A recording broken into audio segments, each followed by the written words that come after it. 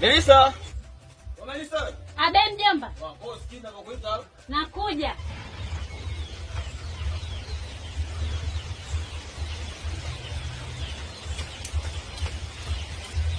Abe?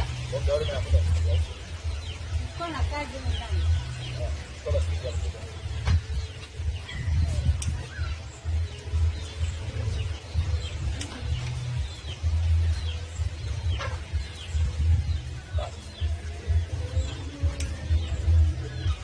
Everyone.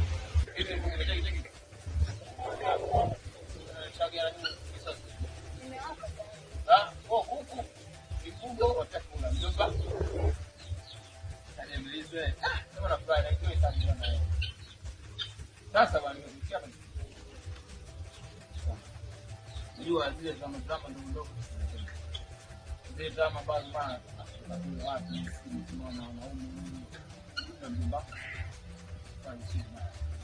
Kama ushe kuifuatilia kwenye section zangu za web mbangu ukiwa wakati. Yeah. Ndio hapa pia. Mimi baba ndio tunapambana na vijana kiasi na kama mimi na wewe sasa napoona na kusema fulani kweli ya kuona leo kwa kawaida ndio kama mmoja mtoto mmoja samaki kitu fulani kwa mjomba wangu ina mjomba samaki wewe samjomba kwanza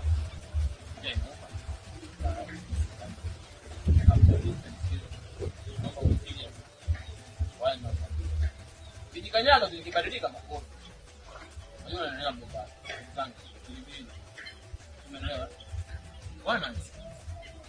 Wewe ndio bangu. Sawa. Yaani